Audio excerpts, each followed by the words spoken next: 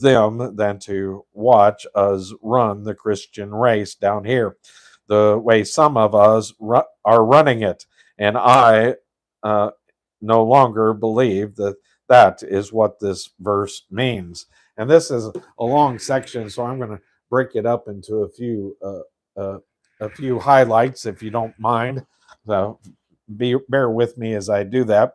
And then when my understanding of this verse changed, it cost me the use of a marvelous illustration, but I will pass it on to you because it is very sentimental story, which does make a point. He's a teacher; he can't leave out the kitchen sink. So here we go.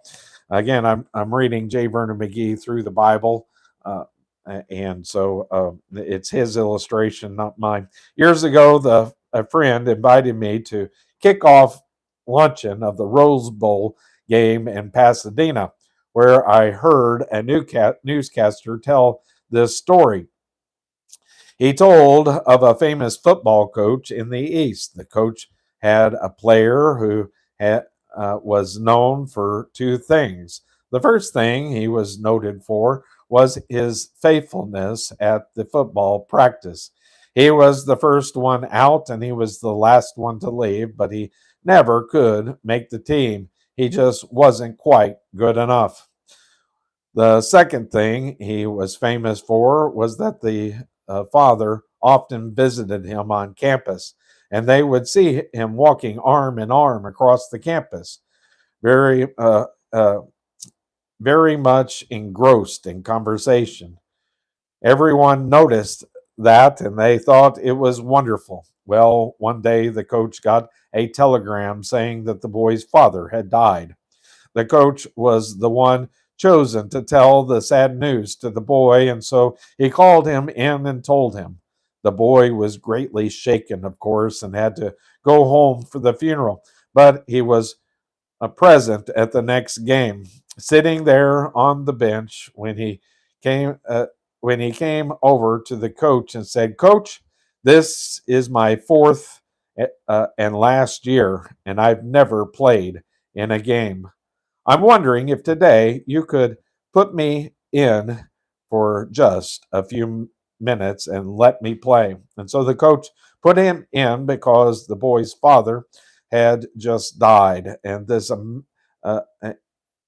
to his amazement, the boy turned out to be a star. The coach had never seen anyone play a more brilliant game than this boy played, so he never took him out of the game. When the game was over, the coach called the boy off to the side and said to him, "Listen, I've never seen anybody play like you played today, but up to today, you were the lousiest football player I've ever seen. I want an explanation."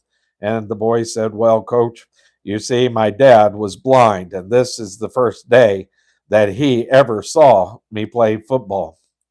If this scripture means that the Old Testament saints who have gone before us, sitting in the grandstands watching us run the race, then that story would be a good illustration. However, that interpretation is not accurate at all.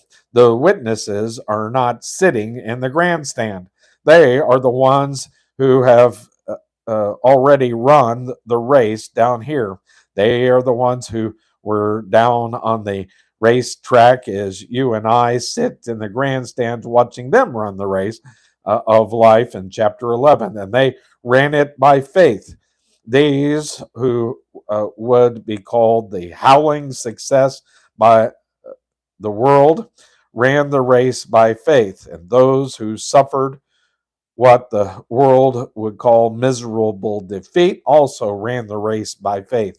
Although they suffered and were slain by the sword and were just as great heroes, they all witnessed to us. We watched them as we went through chapter 11, and there were many more in the Old Testament, as the writer told us that time would fail him to tell of them all.